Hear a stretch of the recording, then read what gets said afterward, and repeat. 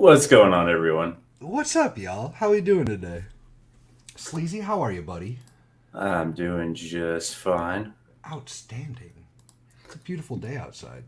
It Beautiful. is. It really is. Oh, I'm wearing shorts and t-shirts, y'all. That's what I'm rocking. Be jealous. Be jealous. I'm always in shorts and t-shirts, so I prefer it that way. And if the shirt's got sleeves on it, I'm not as happy as I could be. Let's just put it that way. it depends on the shirt. I gotta show the guns. Gotta show the guns that I don't have. Little 22s. Little 22s. Something about a three-piece. Dig it. I dig it. Oh, that's funny. So Wow. let's say what's up to the chat. What's going on, guys? How are you? I'm gonna Yeah. try. We're gonna try. We're gonna. Hi, Impish. Impish. She's so good. I mean- so good. We always do have a great show, don't we? Yeah. Every time. We've never had a bad show ever. The hell does that mean? I've never done anything stupid on a stream. Never once. Val. Val. Val.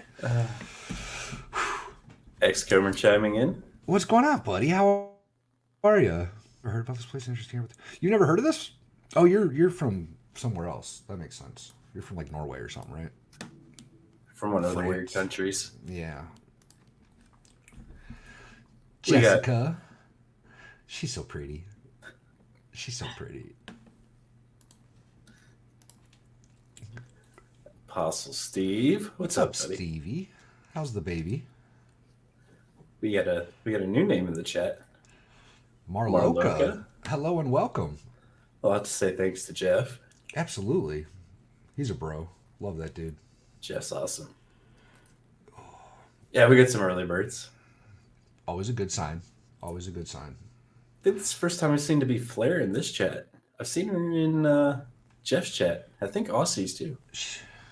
She's around. She's been around. She hangs out with us sometimes on Mighty's channel, I think. Toy Box showed Toy up. Box. What's going on, brother? Actually, I think it's a brother. It might be a woman. I'm not sure. I think it's a dude. I think so too. I love this intro. It's so good. It's so good. Makes me feel better about making it. It's good. It's really good. Thank you for the sub. Appreciate it. Man bun. Hello, hello. How are you doing, lovely? Andor's awesome. We've been having fun on the gaming chats. Outstanding. I think Hey. Jess was calling you out about Hey, not doing you- anything dumb. You stop it, Jessica. You stop it right now. That never happened. It never happened. Never happened. That's my story, and I'm sticking to it. We got a Hello. Chinese spy in the chat. She's my favorite honeypot. I'll put it that way. Thanks for showing up, Mimi. We love you, babe. I had fun last night on Jeff's show. That was it got a little wild there at the end. Pesky, how you doing? Foot of snow. Ooh, gross. Move away from there. I like the Face snow we south and get just here. keep going. I like the snow we get here. It melts when it hits the road, but you'll get like 6 inches in the grass. It's great. We don't get that much snow ever. We might get an inch or two at a time, and then it's gone. I like it that way. Oh, Jess sent you. Thanks, Jess. She's such a bro. Yeah, that's kind of why I picked Saturday afternoon. It works out okay. We get everybody's leftovers.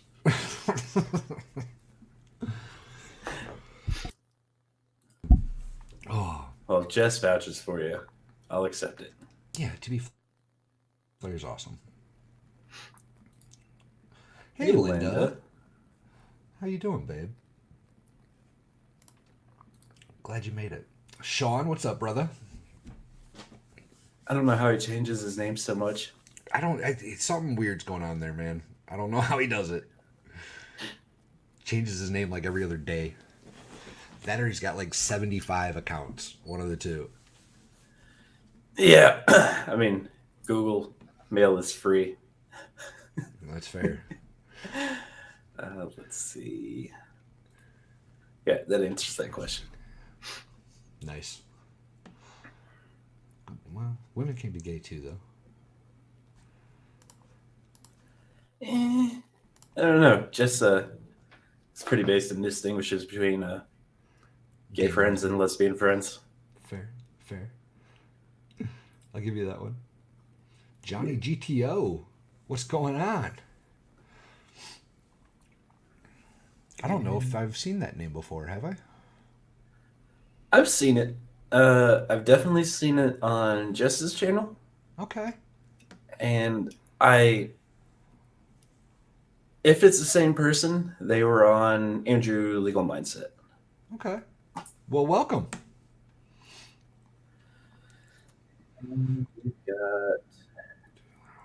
That's a new name. Michelle Arthur. Hello, Michelle. Welcome. Welcome to the show. We're past 6 minutes. I can say shit show. That'll work. Maybe. Dance. What's up, buddy? How are you? I'm lurking in the background, but identifies a small drop of blood on Miss Valhalla's face. Okay. That was a story. I'm gonna have to hear about that one. It broke me for a little while. It really did. It broke me hard for like 2 days straight. I was wigging out. I'll tell you later.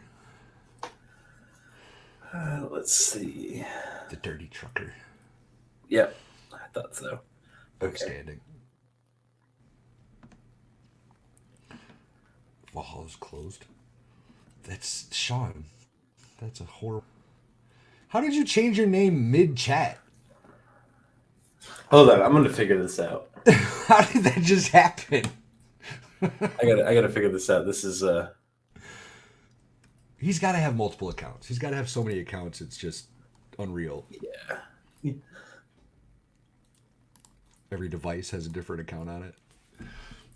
No, it's the same one. How? How? I don't know. Sean, we're gonna have to talk. Proof or it didn't happen. It's kind of what we're going for here. It was scary. It was very scary. Dom Man in T1? That's a new name too, I think. Hell yeah. Welcome, y'all. I like seeing new names. That makes me happy. That means we're doing something right. Apparently. Or at least sort of right, if we're being honest. At least we're doing enough right to trick y'all. Oh all my right. god. Everybody keeps sending me this image of Jeff from last night. So, Val, I've seen stories on like sci-fi growing up of Coral Castle. But give me the rundown of where it's at now. So, all right, to be perfectly honest, the more I look into it, the less mystery seems to surround it. But this place is in, it's outside of Miami, Florida. It's in a town called Homestead. And it's on a 10-acre lot, and one dude built the entire thing. Mostly, and this dude was tiny, right? He was little. He was real. He was like 5 foot tall. Didn't quite break 100 pounds. Tiny. Like a legit manlet. Yes, he was a little nugget of a man. I mean, based on what I've seen, a badass man, but a manlet nonetheless. I wouldn't want to fight him. He seems to have some kind of superpower or something. I don't know, but yeah, he was a little bitty dude. He had tuberculosis too. Ooh. That's why he ended up in Florida. He's from Latvia originally. It's a long travel. Yeah, he it's speculated that he was running from Tsar Nicholas. He was apparently either running from the secret police or part of the secret police of the Tsar. And when the empire fell, he got out of Dodge. As one should. As Yeah. one should. Yeah, that was not a pretty time in Russian history. No, I wouldn't want anything to do with that. It's kind of why I had to throw it in the intro. It was good. It was good. Let me pull up this. Whew. So this place is made out of quarried limestone. It's technically limestone, not coral, but it's basically just ocean sediment rock, right? So from the ocean floor. And this dude, Ed, I can't pronounce his last name, Leedskalnin? Close enough. That'll work. Built the whole thing. He lived there in the little castle tower deal, and eventually, like, just opened it up to the public, charged people like a dime, and he'd escort them around and show them all the cool things about this place. I mean, I'd love to live in a castle. It'd be different, wouldn't it? It'd be different. So Edward Leedskalnin it's so rough. Was born in Riga, Latvia, on August 10th, 1887. When Ed was 26 years old, he became engaged to marry his one true love, Agnes Scuffs.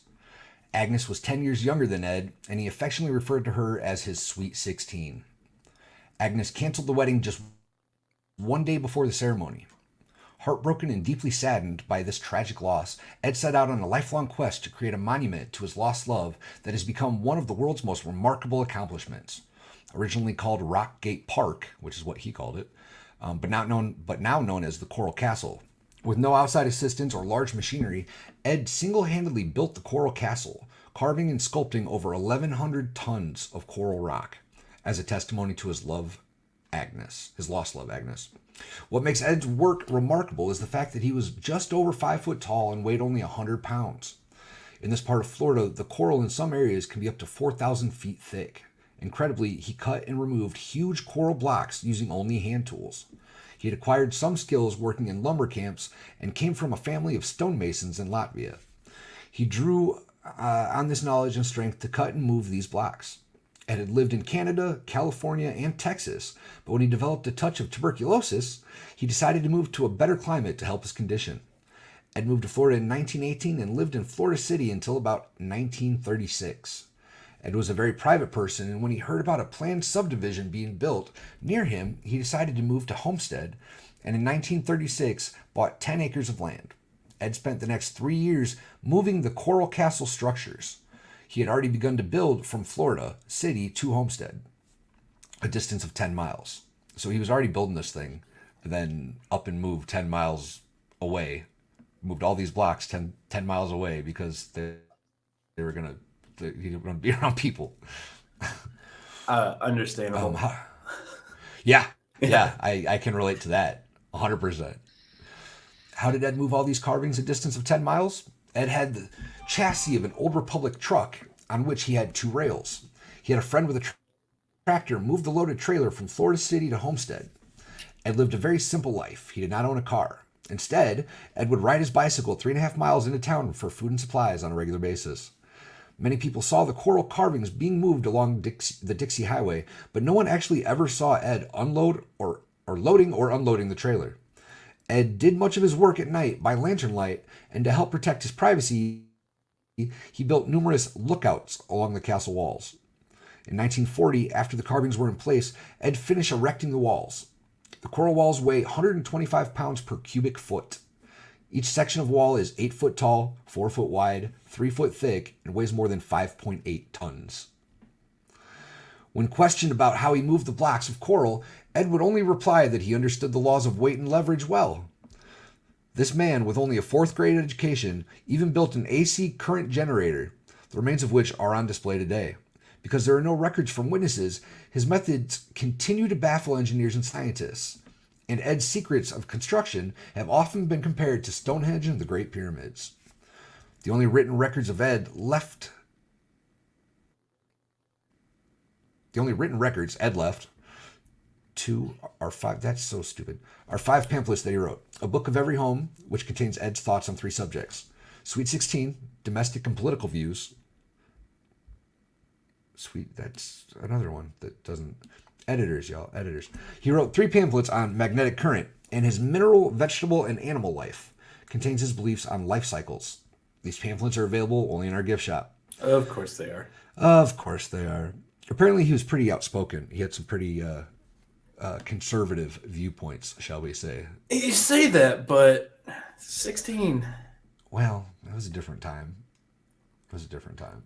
He was born pre-1900. Life expectancy was only like 45 years or something. In December Only of 19... Russia. Well, that's fair.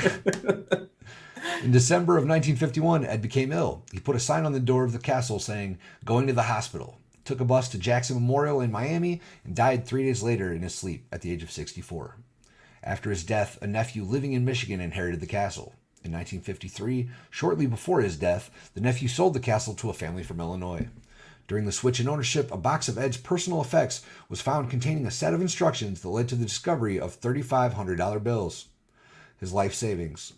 Ed made a small living giving tours for 10 and 25 cents from the sale of his pamphlets and from the sale of the land where U.S. Highway 1 passes the castle.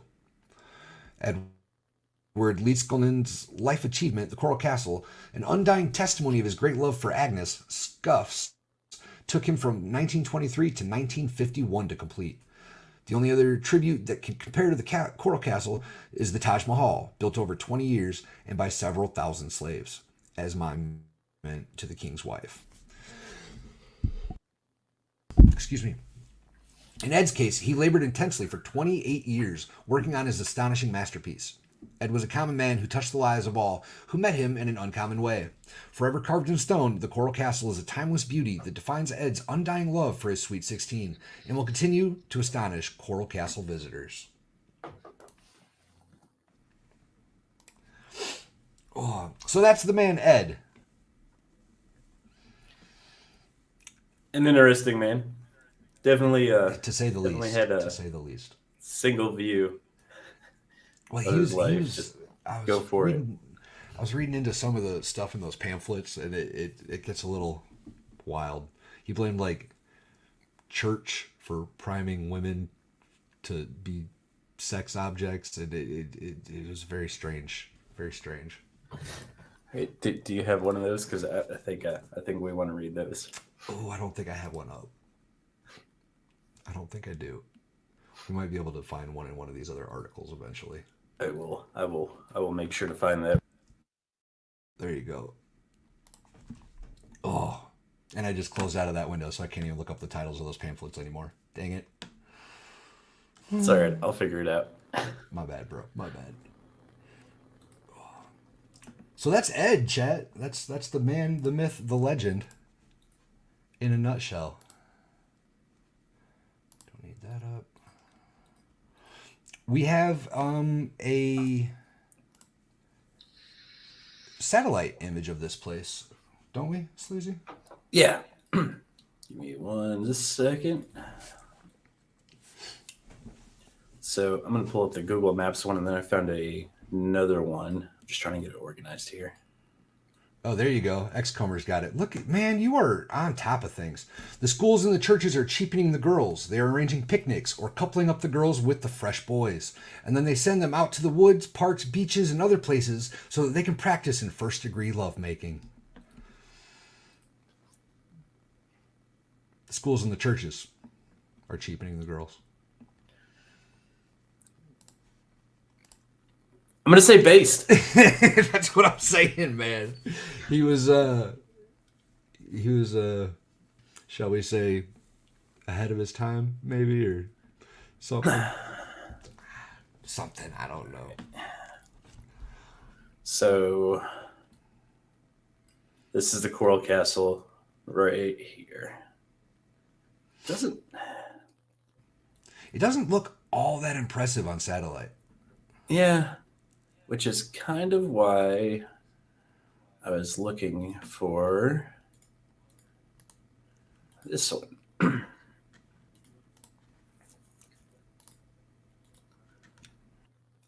Because this actually makes it look more impressive. There we go.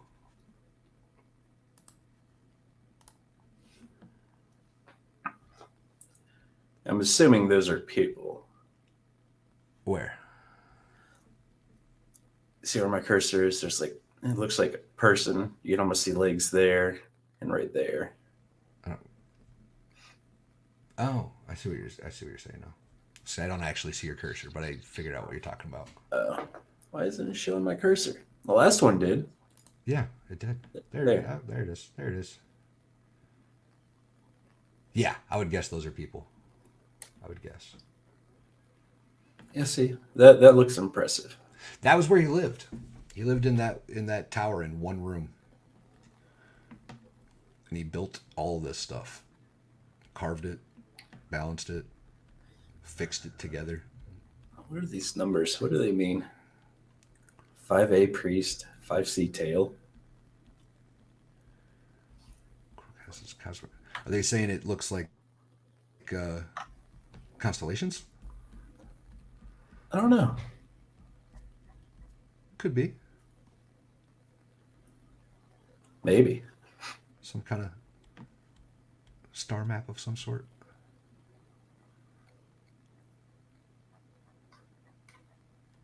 This is a lot to read. That is a lot. Oh, wait, hold on. Here we go. So let's do that. All right, so they're saying 2 builder, feast of the love table. Okay. There's a lot of stuff in here. It's a lot more intricate than it looks, too. For example, would you like to play that first video I showed you, the short one?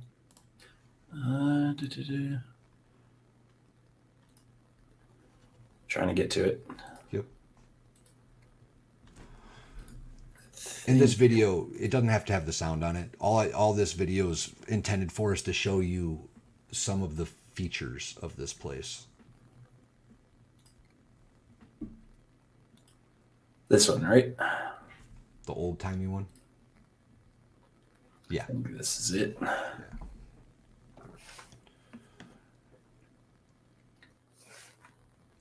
Stone Age is the work of Ed Leedskalnin, a 120-pound Superman. Using but the most primitive of tools, he handles huge 15-ton pieces of coral rock with the greatest of ease. So, I don't see that out of the realm of possibility for a police system. Like, especially it said he did logging and stuff. He's probably used to working with stuff like that. Anytime anybody would ask him like how he did it or what he was doing, he would always give like kind of cryptic answers, like, "Oh, it's not that hard if you know what you're doing," and blah blah blah. You know, he'd never be straightforward and tell anybody how it worked. Right, but I mean, you've met some old dudes who are like, "Oh, it's just easy, just do it," and they do it. Yeah. And you're like, "How the hell?" Yeah. That's kind of what it seems like this dude was. He was just a dive in and get it done kind of guy. Like, hey, if you kept your mouth shut, you might actually be able to do it kind of guy. Right. Stop whining. This Work. is his life work, Yeah. building a great stone city that he hopes will stand for thousands of years. He works as the ancient Egyptians did when they built the pyramids. I don't think the ancient Egyptians had chains. I don't think they had chains. They did have hemp rope though, and lots of people.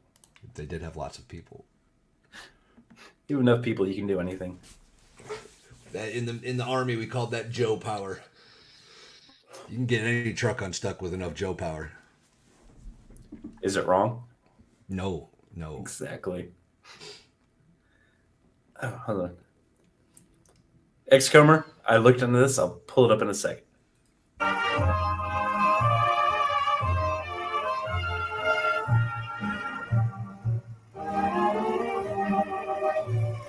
That's impressive. As an entrance This gate. is the It's so door. nicely balanced, a slight push will move it. But that's only the first of many wonders to be. That takes a little bit of math to do. Well, so this is really interesting too because they had no idea how this worked for a long time. And then in 1986, I think, it stopped spinning. It stopped moving. So they're like, okay, well, we got to figure it out now, right? Apparently, he had a metal rod running through the middle and it was sitting on top of a truck bearing. And it was just so balanced so well that a heavy breeze would open this thing. Just take the magic out of it for me. I told you before we started, like the more I dig into this one, the less mysterious it gets. And it's a little bit sad, but it's still really impressive. Still really, really impressive.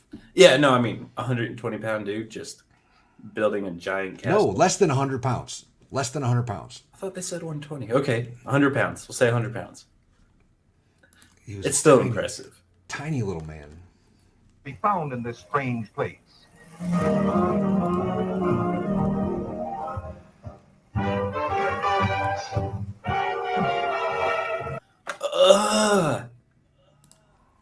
Just kids messing with stuff. Times But are look different. at all look at all the movement Yeah. out of all these chairs, and they were so well balanced. They were all rocking chairs, and it's so wild. It's so wild. I guess if you got a single focus. It was really. Many and You're good. Go ahead. varied are the huge pieces, and one of the most striking works is a huge table carved in the shape of the Florida Peninsula.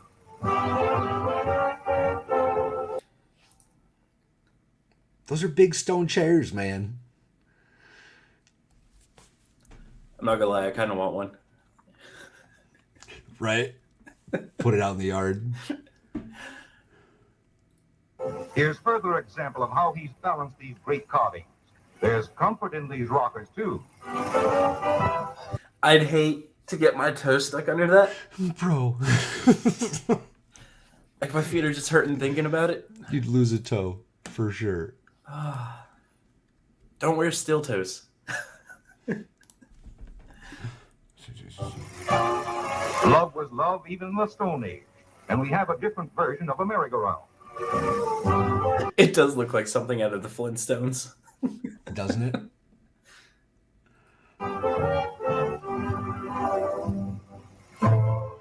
Junior would sleep like a lamb in this 5-ton crib. I don't think That I let wasn't my 5 ton. Yeah, I was gonna say I don't think I let my kid sleep in a stone crib. Well, hey, if that's all you got, that's all you got, man. But it wasn't.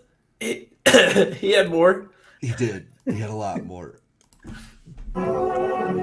This project may smack of the Stone Age, but it has all modern conveniences. Maybe there's no running water, but Mr. Leeds Cannon has built-in basins for modern comfort. Okay, that's kind of cool. So he built like his own reservoir and water transportation system. Several of them. He had basins everywhere, and it's Florida, so it rains all the time. So it'd get fresh water in it all the time. Too, and what's more, a bathtub, oh boy.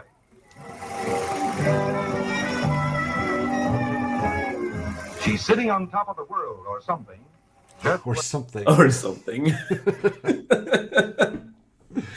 This video cracked. what this unusual artist hopes to be when he completes his most ambitious of hobbies.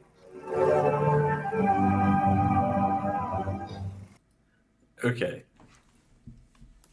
28 years. Every night, you just carve and hoist giant rocks. He had to have worked at night because of the heat and just slept all day. That would make sense. That would make sense. Like, I mean, even... Way to ruin that mystery, Sleazy. Yeah, like, I mean, you look... Any of the places that had large constructions pre-1940s, it was... You know, unless somebody was paying you a lot of money, you worked at night and slept during the day. Especially in Florida. Yeah.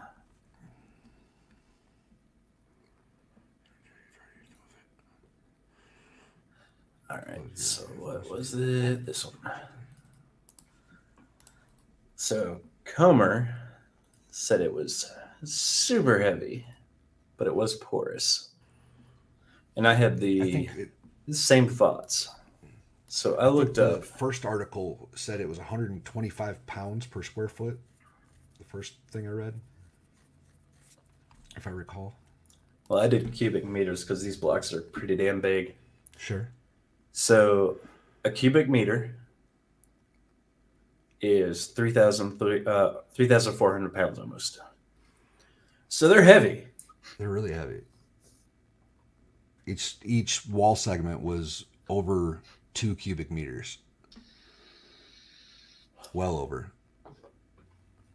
So we're talking almost 4-ton blocks on average for the wall segments. Yeah. That's a lot of weight, y'all. I mean, That's a lot of weight. we've gotten so far away from manual labor. Like, I mean, don't forget how we used to haul blocks around before that were half that size with just on a cart with a couple horses.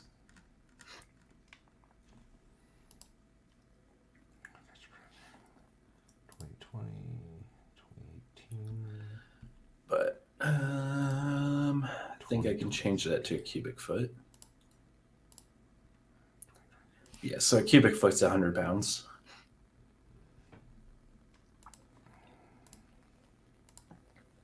That's a lot of weight, man. I mean, I'm at the gym 6 days a week, so Stop but I'm it. like 100 pounds. That ain't much. Stop it. You ain't moving no 4-ton blocks of limestone. I said 100 pounds. Quit trying to exaggerate what the hell I just said. No, but in high school we used to mess with this guy. He had a little Toyota. I forget what model it was, but me and one of my buddies used to pick that up, and we'd move it off the out of the parking spot and into the grass. Nice. And he'd come out and he'd just throw a fit. So I mean, for multiple people, I see no issues moving blocks like that. For one dude, I mean, I saw the video. He wasn't using tools, so I can see it. It's a lot of work. Hell yeah, it's a lot of work. Like 28 years worth of work. Yeah. So it's impressive.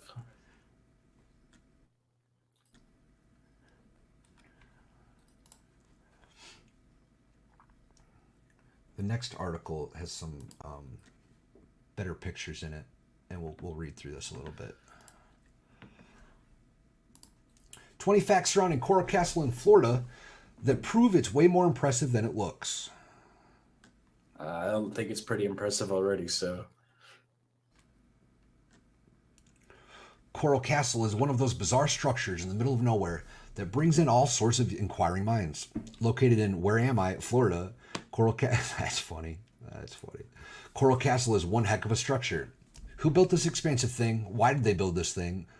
Who are we kidding? That's a lot of rock moving. We have so many lingering questions.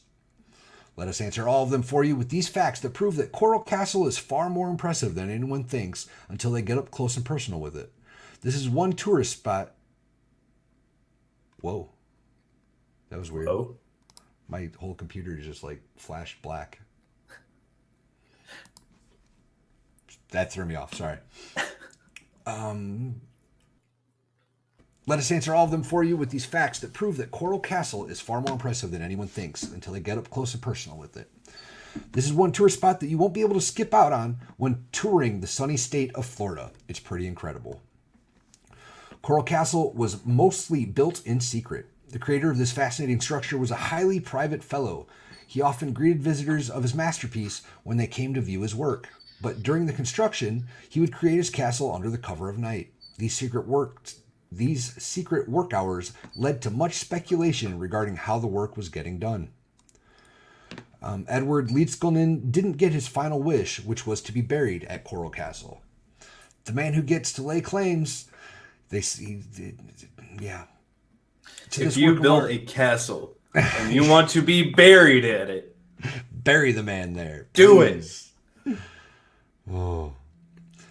Never got to have his final wish granted, which was to be buried in the stone compound that he built. He passed away at age 64, but was put underground elsewhere. we wonder if his ghost ever made it back to Coral Castle. Coral Castle follows the structure of a Freemason's lodge. There are many aspects of Coral Castle that look incredibly similar to structures that were built and used by the Freemason Society. Historical buffs from all over the globe are drawn to this building to witness those intricacies and ponder what kind of affiliation the builder might have had with Freemason Society. I want to stop for a second. Yep.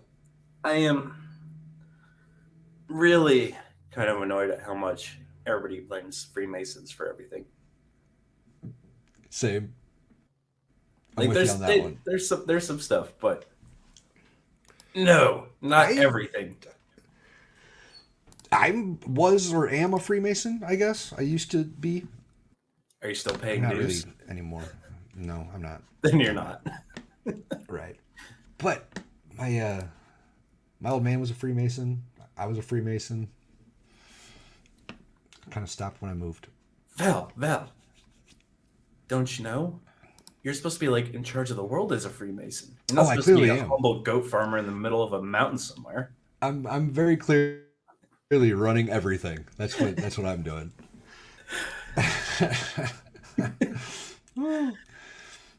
Coral Castle's gate weighs 9 tons. Just the gate. That thing that was spinning with the little kid pushing it. 18,000 pounds. The entrance gate to Coral Castle is 8 feet tall and 9 short tons in weight. The precision with which it was carved and fitted to the wall is astounding. It fits so snug that the gate is only 0.25 inches from the walls. While it looks like it would take superhuman strength to push it open, it is so well made that even a child could open it up with ease. Billy Idol wrote a song about Coral Castle. Word on the street is rocker Billy Idol wrote his song Sweet 16 about the creator of Coral Castle and his spurned love affair with his fiancée. We had no clue that Idol was so fascinated by geographic anomalies or century-old love stories.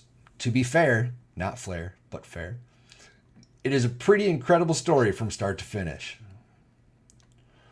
It's on the National Register of Historic Places. One man with a single dream once owned Coral Castle to create a palace made of stone. After his death, his dream castle was passed into the hands of a relative and then another owner, and it finally landed on National Register of Historic Places in 1984, where it most definitely should be. Created by one person, as we know.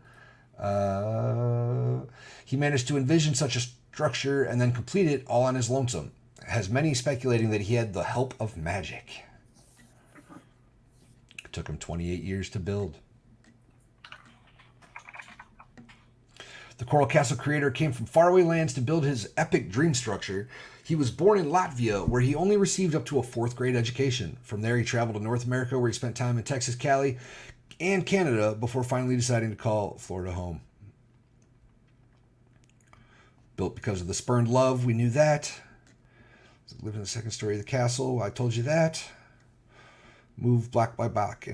After building Coral Castle, development plans to start a nearby subdivision began, and Edward decided to move his entire property to Homestead, Florida. He single-handedly dismantled his castle at night and moved each block 10 miles north to the new location, where he rebuilt and even expanded his residence.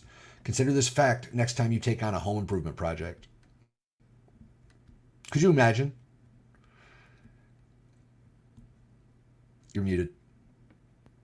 Damn it. I mean, I want to build my own house, but permits, government, I hate it. Right.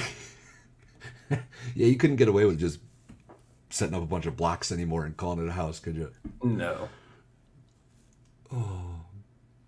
They'd come in with 10 bulldozers to move it out of there. Mm-hmm. Quick, fast. All right, hold on. I want to touch the chat real quick. Please.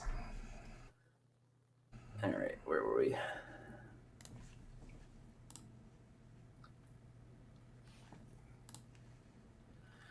All right. My bad, just saw the message. Did you watch the video? I only watched one of the videos. I think you had a couple more. There's another one that I for sure wanted to show you all. Yeah. Sean, we did show the brief video of that. It's one thing to have a pulley system to, hoist several tons of rock off the ground, but moving it, placing it, it gets a little sketchier. The first time I had to move a spool of cabling that was as big as I am, and they told me it was okay, I could do it by myself, I didn't need help. I was like, eh. And then I became a man and just fucking did it.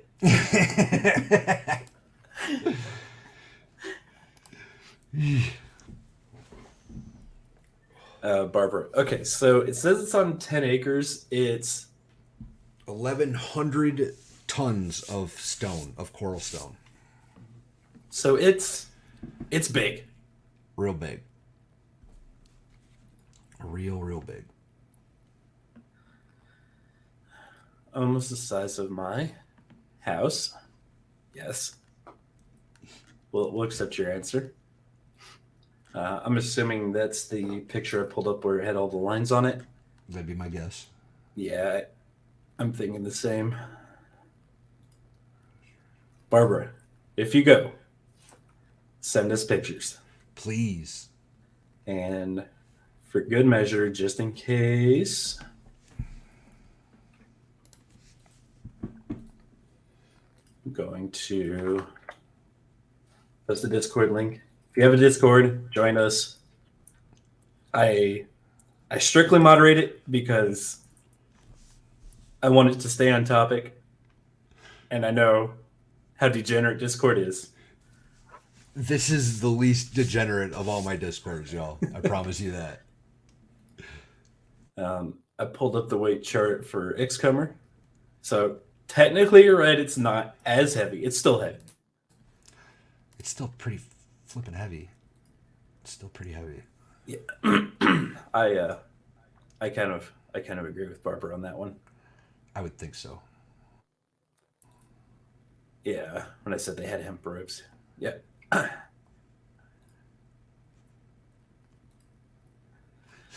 D what says pulley system doesn't explain how he moved it. I mean, it kind of does. It's sort of. I mean, it's not. It's still not easy, right? So if you've got a tripod with a pulley, you can get up and down. You're not getting left and right, and front and back. You know what I mean? Right. Not easily anyway. But he did. They did show the video of the winch he had. Mm-hmm. So I mean, if you lift it up, you put it on something that rolls, and then you just winch the roller. I mean, we still essentially do that. We just call them trucks and cranes today. Right. Basic principles still apply. It's a magic door that glows blue with the full moon. That's funny. Yeah, I think me and Sean finally agree on something. Yeah. After I started digging in, I was like, oh, Sleazy's gonna be so disappointed. I'm still impressed with it. It's a dude by himself in the middle of a night moving this and building himself a castle. Like, it's pretty impressive.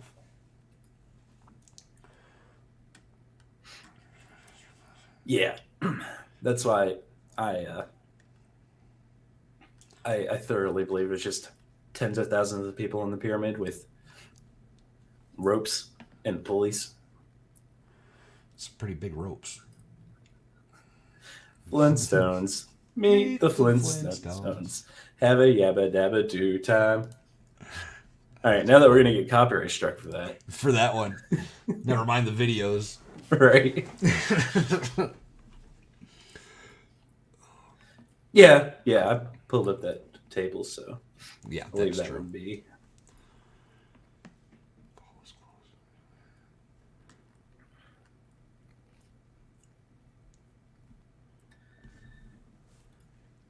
That would make it so much cooler. He's just out there with like Walt Disney's wand. Doing his own version of Fantasia in the backyard. This man's based pamphlets. Yeah, it has. That is very true. Facts, man bun. Facts.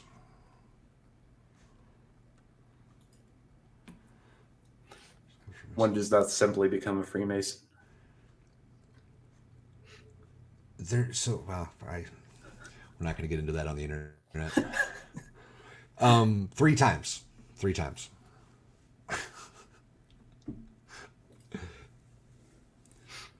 So Barbara's a Billy Idol fan. Good to know. Good to know.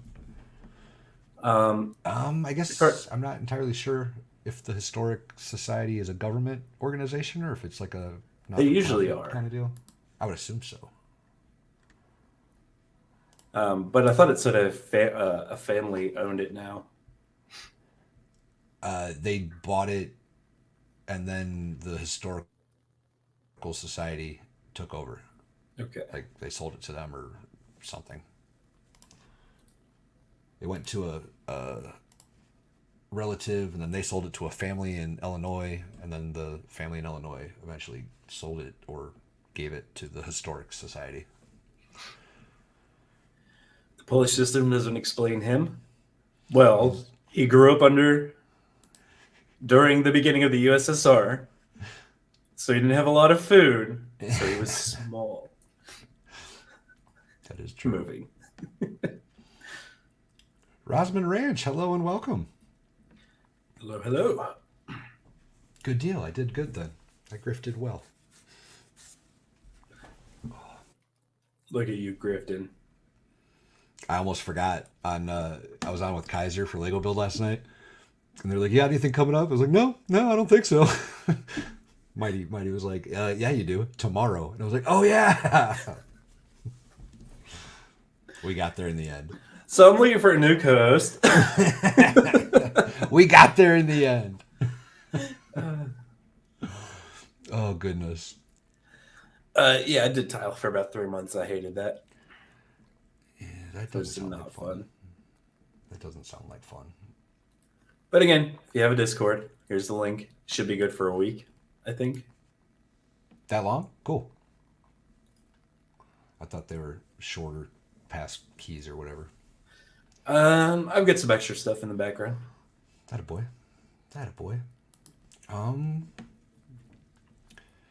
Visitors used to have a secret tour system. Only the cool kids have a secret knock, right? Edward Leedskalnin allowed visitors to come and tour his property at their leisure, but visitors had to abide by his secret knock rules. Visitors were charged a single dime for entry, and they had to ring the bell outside of the castle 2 times only. Ring it 3, you ain't getting in, son. Go on. He just throws rocks at you. Hard work or black magic. Because Edward Leedskalnin was a private guy who preferred to work in the quiet and solitude of night, many murmurings ramped up regarding his methods of creation. 2 teenagers swore they saw him casting spells and performing chants as giant boulders magically lifted off the ground. Okay. Or he was singing while he was working. That could be. And probably singing in Russian, too, now that I think about it. So it would have sounded weird and magical. Entrance to Coral Castle used to be nearly free. It's hard to find a good deal anymore, and the owner of Coral Castle appreciated this fact. He wasn't looking to make a profit off of his work. He welcomed visitors into his space, but he wasn't out to swindle them. He only charged a single dime for admissions. Of course, following his passing, the entrance fee has been raised. After the creator's passing, Coral Castle was placed in the hands of several owners. Suddenly, at 64, a note had been left at the gate telling visitors that he had gone to the hospital. He never returned to Coral Castle. Following his passing, the property was given to a nephew in Michigan. Leedskalnin didn't have children of his own. It then went to a couple from Ohio and is now a National Historic Site. So yeah, the government owns it. Sounds like it. Yeah, on-property gift shop. Shocking. You can get married there. You can rent it out and use it for events.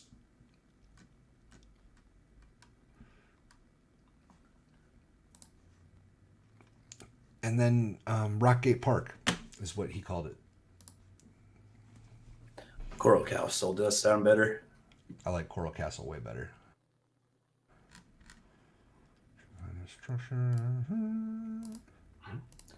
Nandor, I greatly appreciate you sending me the YouTube video.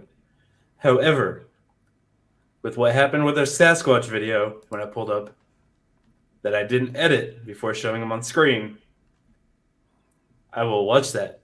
And if we need to revisit it, we will. What happened? I got 2 copyright strikes. Nice. Outstanding. Because I didn't edit the videos. All the other videos that I edited, perfectly fine. Not a single strike on. Someone's chat sent me that I watched, copyright strike. Dang it, chat. Setting us up for failure. Yeah, no, I actually, I know it's YouTube's automated BS because Les Stroud, Survivor Man, I got a copyright on that video where it was like 45 seconds. And I literally just reached out to him on Twitter. I was like, hey, man, YouTube copyright struck this. I gave you a shout out, and it was like a minute of your video. Can you release that? The next day, that one was cleared. Really? Yeah. That's awesome. I met him. He was a cool dude. He really was. Oh, you met him? Yeah. That's pretty awesome. We were up playing paintball, and he was there, and I was like, Are you Survivor Man? Yeah. Okay, I'm gonna take a picture and we'll let you shoot everybody. That's awesome. So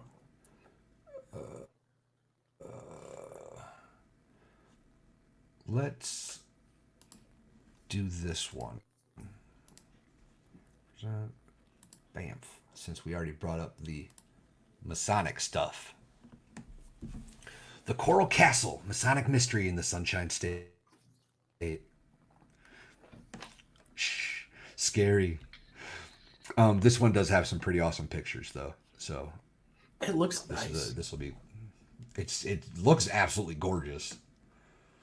Whole place looks like it's some kind of garden. You know what I mean? Yeah. I'd visit. Just a little way outside of Homestead, Florida, there stands an enigma. The Coral Castle is a decorative park built from over 1,000 tons of megalithic coral rocks. Dense blocks, which formed from 1923 until 1951, were quarried, carved, and stacked to form towers, beds, and tables, rocking chairs, sundials, and bizarre astrological figures. As a folly, it is singularly unique. But what makes it stranger still is the fact that the Coral Castle was built by one man alone, using no more than hand tools as he fashioned a palace over the course of 28 years of solitary labor. Numerous explanations have been offered for this seemingly impossible task, from pulleys and magnetism to witchcraft and extraterrestrial intervention. But behind it all lies a profound science of geometry, a technique of mass manipulation which the architect himself claimed to have inherited from the builders of King Solomon's temple and the pyramids of Egypt before that. For those that don't know, King Solomon is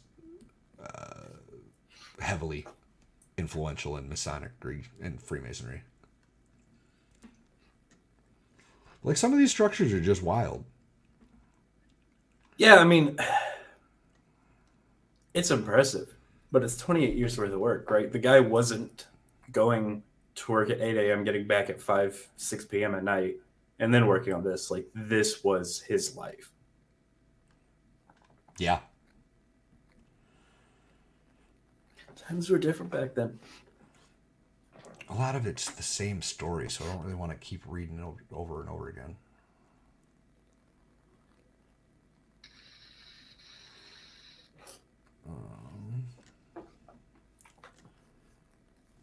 Edward Leedskinen left Latvia soon after the wedding fell apart, with one investigator suggesting that he was fleeing the Tsar's secret police, following his own involvement in the armed uprisings of 1905. Whatever the reason, Leedskinen ended up in North America, where he worked for a time on lumber mills across Canada and California and in Texas. When he was later diagnosed with tuberculosis, Leedskinen decided that the Florida climate might improve his condition. Some accounts claim that he was spontaneously healed, and Leedskinen himself credited the cure to magnetism, a subject with which he was becoming increasingly fascinated. Settled in Florida City, began work on his Rockgate Park. Using only hand tools, he quarried huge blocks of coral rock before cutting them to shape and arranging them into position. Later in 1936, Leedskinen moved to Homestead, where he purchased a plot of 10 acres and spent the next 3 years relocating a distance of some 10 miles. There's the man himself. Trying to figure out what the hell that chair is. I think that's what it is. I think it's just a chair.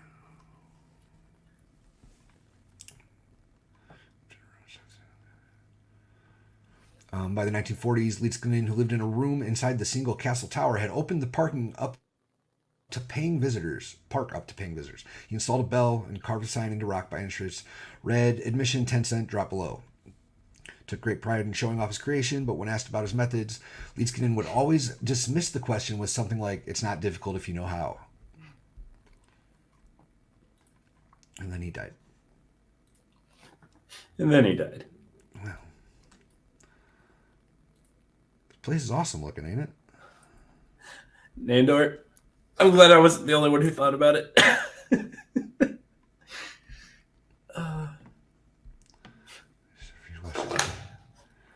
Said the hat. So I was like, stay on target. Maybe he really liked coral. Maintaining a mystery about his work. Okay. So we're going to look at some of these pictures. Yeah, I totally want to visit. It looks awesome. It really does. It looks really neat.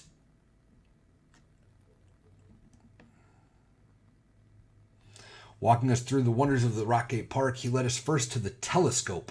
Smooth holes drilled through 2 nearby blocks and set with crosshairs to focus on the North Star. We saw a barbecue built from old truck parts, a heart-shaped lover's table, a bathtub, 2 beds, and an obelisk, all hand-carved out of coral.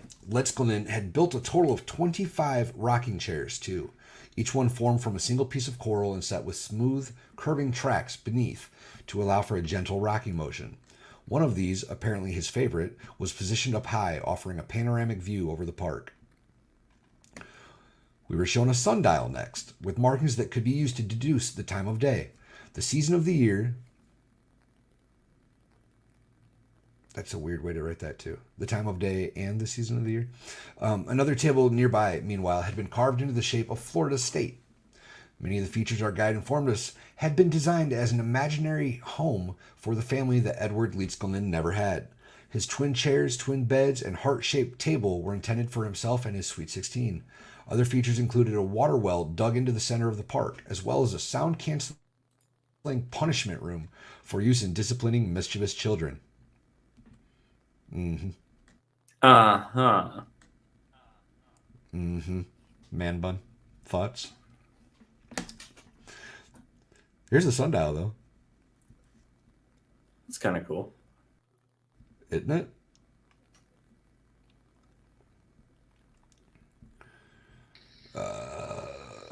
Blocks mostly sourced close to the site, harvested from a sedimentary layer of oolitic limestone, which can be found just beneath the topsoil throughout large areas of southern Florida.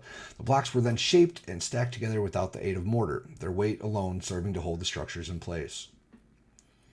Seeing these blocks up close, touching them really brought home the incredible feat of engineering that had been involved in the 28 years of construction. The walls alone, 8 foot high by 4 foot thick, were said to weigh 58 tons per section. That's wrong. I think they're supposed to be 5.8 tons per section. Yeah.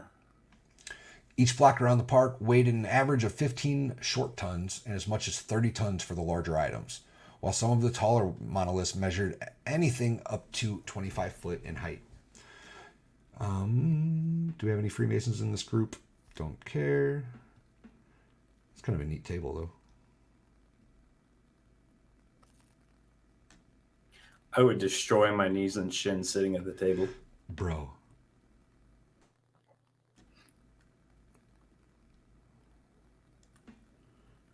What is going on in that picture? Is that the well they were talking about? That's kind of what I was thinking. Interesting.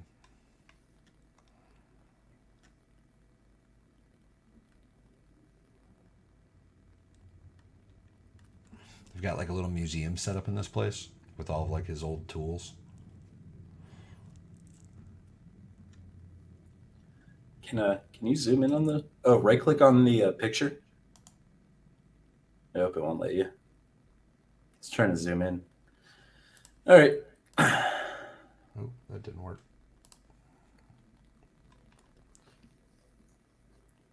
Pretty neat. I'd have to talk nerdy to you to get that to zoom in. I don't feel like it. Fair.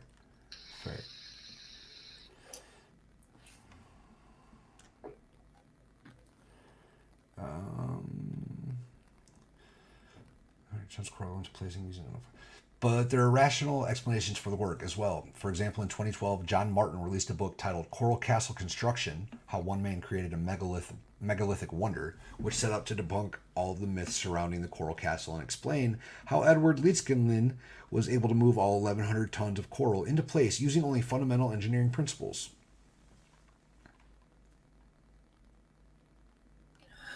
Like, I don't know. Everybody keeps talking about it being an engineering marvel, and I'm just like, if I had 28 years of time on my hands, I could figure out how to make stuff work. Yeah, and you know, if you have the background in doing some of those things already, it's just a matter of time and effort. Effort's the key there, I think. Effort's the key there.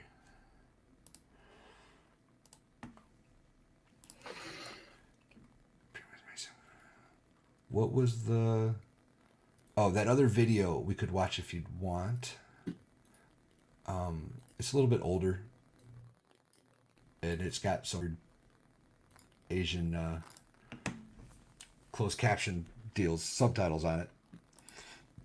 But I thought the video was pretty good overall. It was this one, right? Yes. Yes, it was. A mystery that cannot be explained. An enigma that defies reason. Face to face with the greatest in ways you... For hundreds, no thousands of years, kings and generals, historians and archaeologists... Tens and hundreds of thousands of years, I think, is the correct one at this point. Since, you know, we're rewriting all of history. At least 10. Architects and mathematicians 10. have argued over who and how the Great Pyramids were built.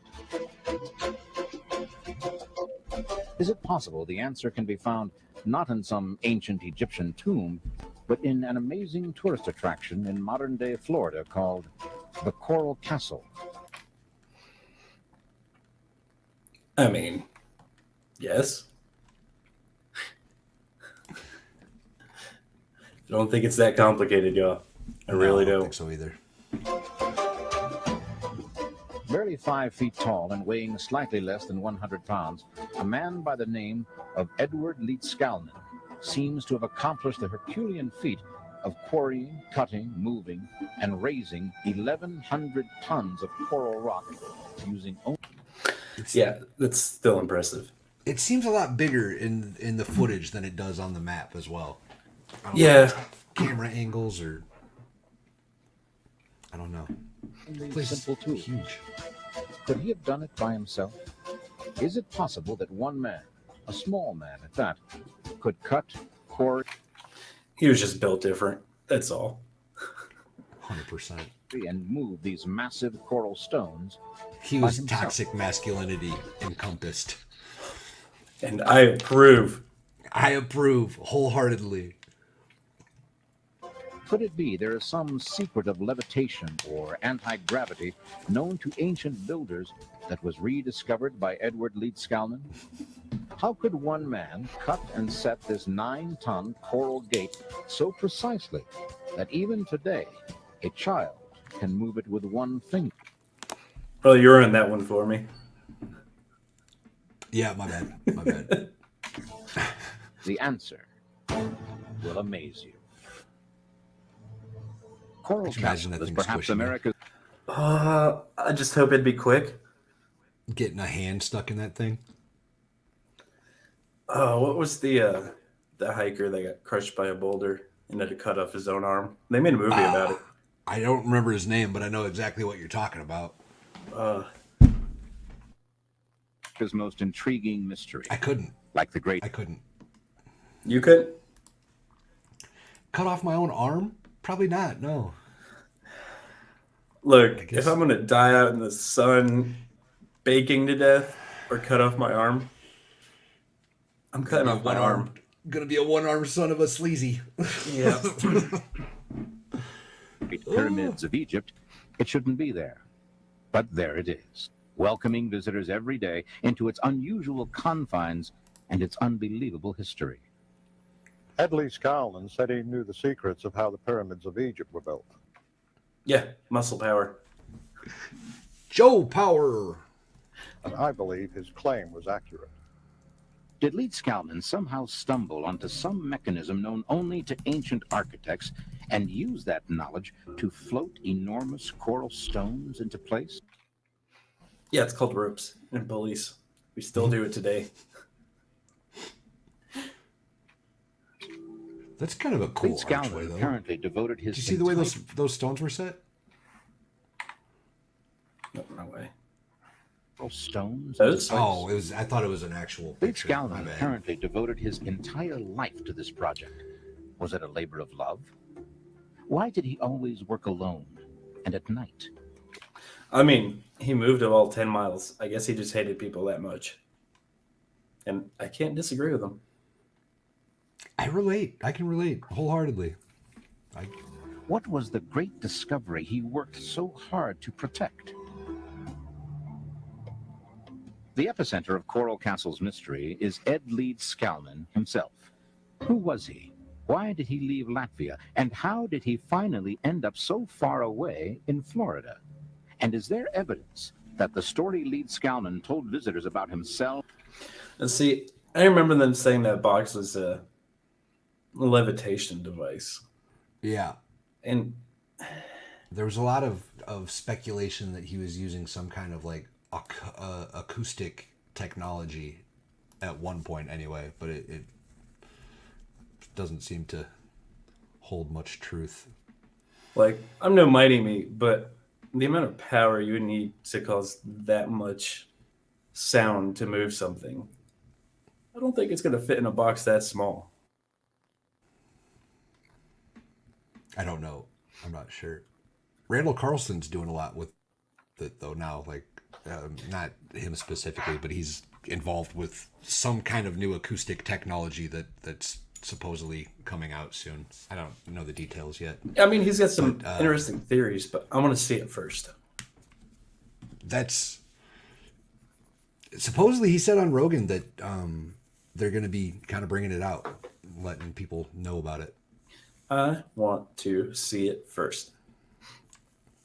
Until I see a sound cannon that can move a car, doesn't exist. And the castle was less than the entire truth? Ed Lee Skowron was born in Latvia in the year of 1887. There he trained as a clerk and also as a stonemason. In 1912, at the age of 26, he was engaged to his 16-year-old. Hold on. A tragedy just happened.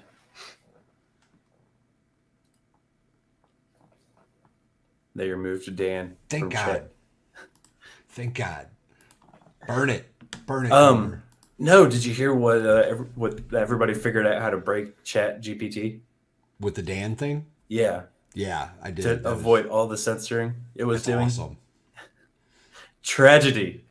I want the truth. The tragedy is that they removed Dan. That's the tragedy. Yeah. Now that it's broken since. Ex-Comer lost his girlfriend. Or boyfriend. Whatever. No judgment. None. Except for, using AI that much. Except for all the judging I'm doing.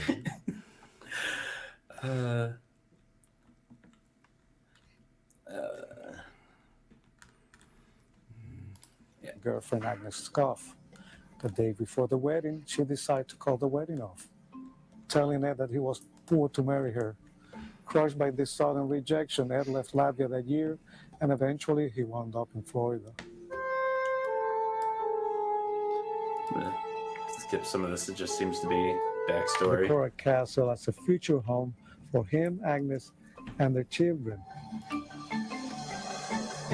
Ripley's, believe it or not, called this Feast of Love table the world's largest Valentine.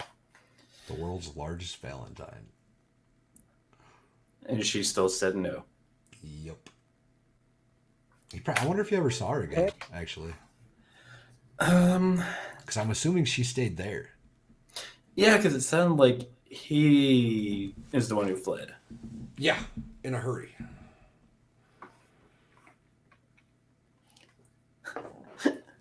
Val. Let me tell you These about hoes damn ain't shirt. shit. Will was on Jeff's last night. That dude is hilarious. Called It was this the fun. Grotto of the Three Bears, where the children would play, and he created this repentance corner where their naughty children could be punished. There's a letter from Andrew Stavro. I mean, he was thinking ahead. I'm gonna go ahead and make this place put the kids in timeout whenever they get annoying. Who investigated as like It's kind of sad. It's kind of sad. Poor dude spent his whole life building this castle for him and his non-existent family and wife. It's kind of sad.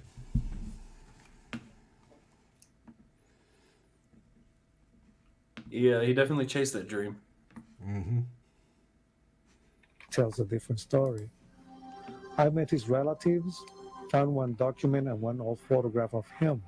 In short, Ed's descendants insist that during the 1905 and 1907 uprising, he was an armed guard against the Tsar and left Latvia because of repression of the Tsar's secret police. If Lead Scoundrel was keeping a low profile about... So he was in one of the first failed uprisings. He was OG KGB. He was no, like this the was original. still the Tsar. This is before USSR.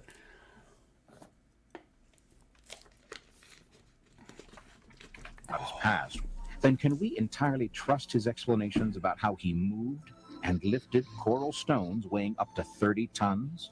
And why would Lead Scalman keep his actual construction methods secret? One person who knew Ed remembers asking him how he did it. Ed always seemed a little vague on just how he attacked the task of moving the huge tonnage of rock, but he told me he understood all the laws of weights and levers. To explain how he managed to move the huge stones, Ed would always tell people, I have discovered the secrets of the pyramids. I have found out how the Egyptians and the ancient builders in Peru, Yucatan, and Asia, with only primitive tools, raised and set in place blocks of stone weighing many tons. OG muscle man. Just nobody wants to believe him. That would be impressive. He's just throwing these slabs on his back. I wish there was a video of him just doing that. I would be like, If we assume that Ed Scalman and the pyramid builders were using the same tools and methods, then based on Ed's abilities, it would have only taken approximately 4,700 workers to build the Great Pyramid, instead of the 20,000 to 100,000 that is estimated. Need I remind people of a lot of people. The Jews? What do you think they were doing for all those 40 years in the desert? They're like, man, fuck these giant ass bricks. I'm out. Jesus. This photograph seems to show Lead Scalman using a chain hoist on a tripod structure to lift the coral blocks. Indeed, many people who knew Ed Lead Scalman believe he moved those blocks with simple, conventional tools, though no one actually saw him work. In order to prove the methods of... Like, I'm just... It's annoying me, right? So they all saw him loaded up on trucks. So we know there was stuff that could move them. But somehow, between the trucks and the ground, it was magic and aliens.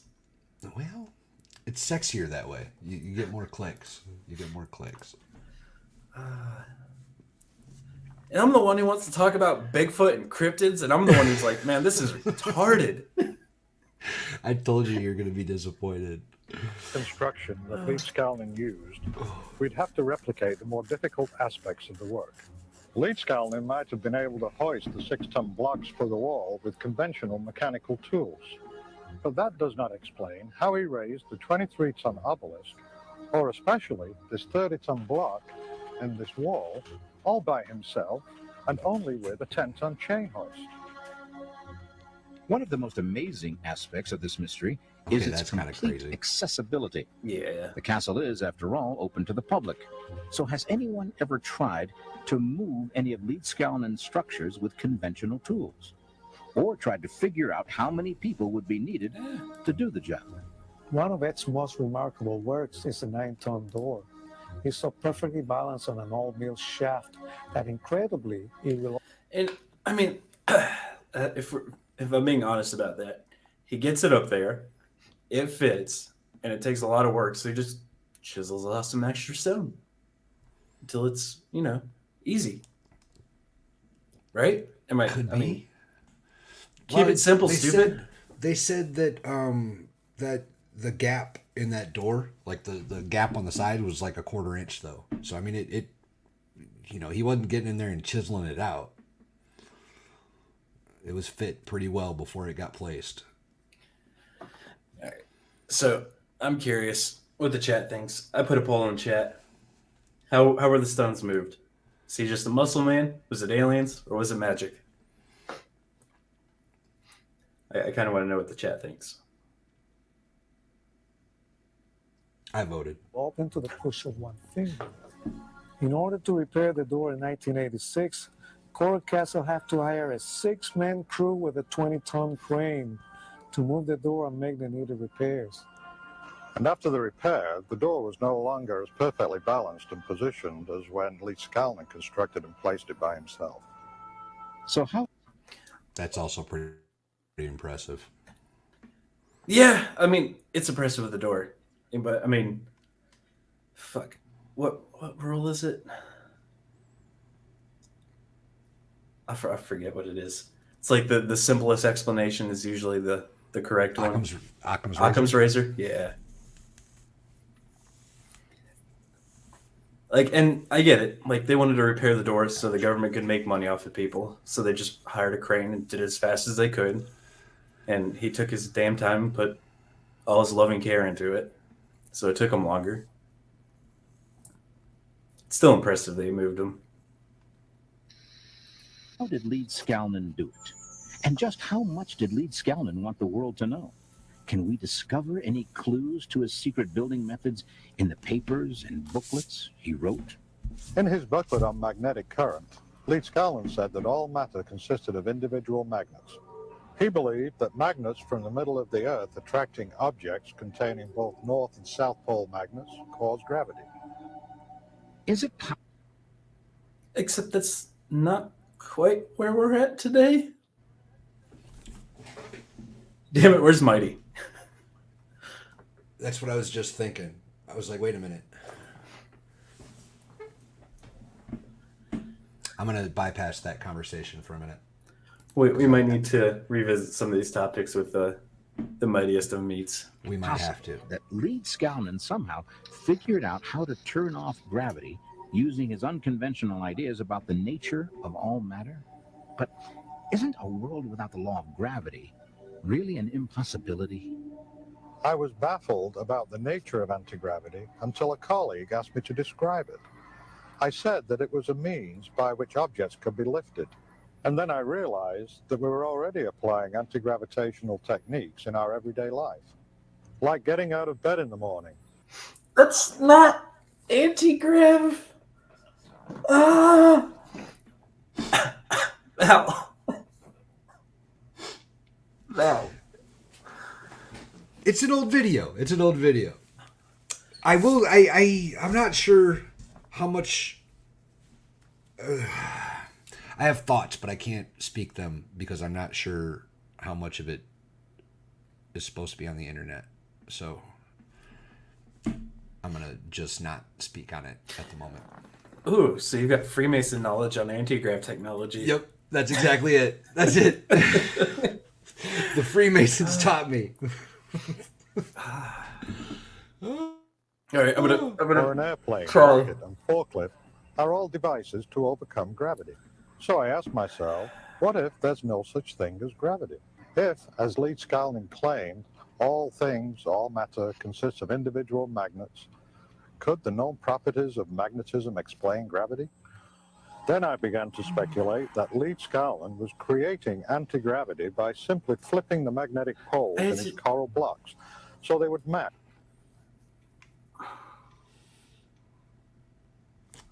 How If my head hurts this much from this video, Mighty Meat's gonna lose his damn mind watching this. he might. And therefore repel We only the need to show him magnetic like the last polarity 2 of the minutes. Earth. Say what? We only need to show him like the last 2 minutes of the video. Flywheel in Lee Skalnin's Could have told me tool shop 15 minutes consists ago. of bar magnets set in cement. No, for Mighty. It is Oh, okay. mounted on a fourth-row camshaft. But this photo of Lee Skalnin with his hand on the crank may not represent the entire operation. It is possible that there was a reciprocating engine attached to the crankshaft so that Ed could walk away and leave the flywheel running. I believe also that it became part of a radio transmitter. This photo of Ed Lee Skalnin working shows him lifting a coral stone with his chain hoist on a wooden tripod. The tripod was made of old telephone poles with a small wooden box. Okay. If anybody's ever done any work with a telephone pole, they are durable and can hold a lot of weight. They are designed to do that. It's pretty heavy though. Like just building this tripod would be an impressive feat for one man to accomplish. I mean, it's still okay. It's still relatively easy to do with a hoist. Sure. Like, quite literally, all you need to do, and it looks like that's what he did, is he tied them up, he spread out the bottoms of the legs, giggity, Giggity. and then went to one side of it and lifted it up, and the other leg slid into place. Like, I've done this before. I've done this. Not with telephone poles though. Ooh, 25 versus 40 feet. Oh, it's pretty big. On top. Leading out of the box was a wire cable that goes down towards the ground. What was in the box is of course a mystery, but I speculate that it contained radio tuners such as those found in his tool shed. In this other photo, Ed is standing on the crossbars of the tripod. We can see that steps go up one of the poles to the small box. So it seems Lee Skalnin needed access to the box while he was working. Or they go up to the winch so we can... My guess would be that's a housing for the winch, yeah. So the chain doesn't get... That'd be my guess. Why are... What's in the Perhaps box? What? No, I don't care about you. You can go away. Oh. And that's really about what I got on it. I got a couple more articles pulled up, but it just kind of rehashed same old. Yeah, I was digging how much of a badass this guy was, and they throw that video at me, and I'm like, ugh! Well, that guy's an idiot. Doesn't mean Lenskinen is an idiot. Leedskinen, whatever the hell his name is, with his 4th grade education.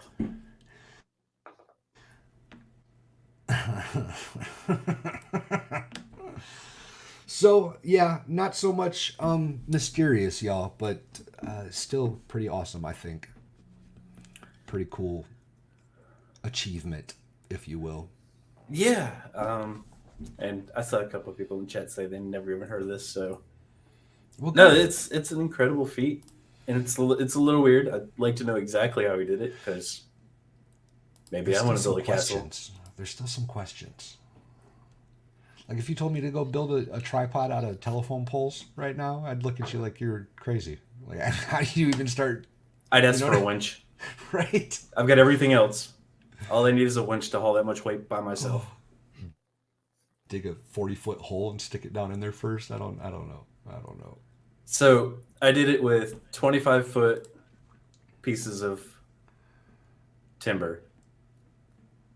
And okay. Oh my God. So back in the day when I was a Boy Scout, we were in the asshole troop who always had the biggest fires, caused the most noise, and annoyed everybody. So we did a camp that was 4 days, and they wanted us to build stuff different every day. So I was like, why don't we just build a giant tripod tower that we can climb up and throw stuff at the other troops? And everyone was like, we're going to do it. So we found 3 logs. They're about 25 to 30 feet. And we lashed them together with a tripod lash. And then we spread the outside legs out. And then we lifted the other one. It took 3 of us. And the 4th person grabbed the 3rd leg and just moved it as we were lifting. And it was a tripod. And then we just tied on steps and climbed up to the top of it and threw shit at people. It's not 100-pound man, though. That's no. But he had winches. He did have winches. Oh. Let's try to come to think like a TB. Yeah, Balder, I think that's what he's talking about. Tie the poles together at the start, like a TP. Yeah. Like, well, hopefully, go ahead. Like, it's easy in theory. It just takes work. Again, effort. That's the all about what you're willing to put into it, I guess.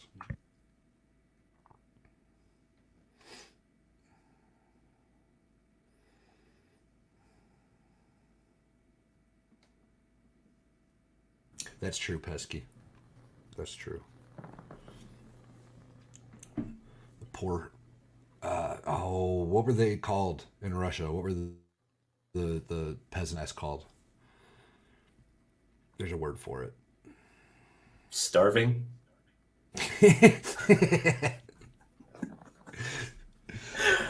Oh, what were they called? That's gonna drive me nuts.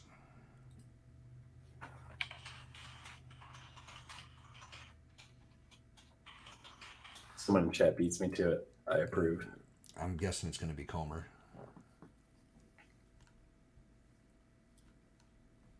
Comer might have took off. Oh no, he's still here. Keeps telling me how to tell me in Russian, and I just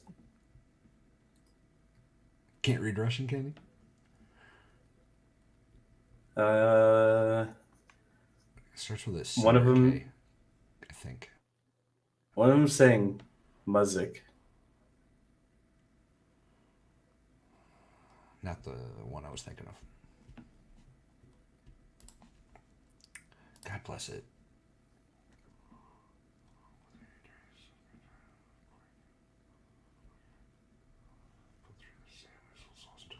That's awesome, Pesky. Or a kulik. That one. The kulaks. Kulaks were the farmer class, I think, in Russia. Kulak. Yep, Barbara got it just as we got it. Kulak. Give a man enough time, he'll figure anything out. Especially if he's got a computer.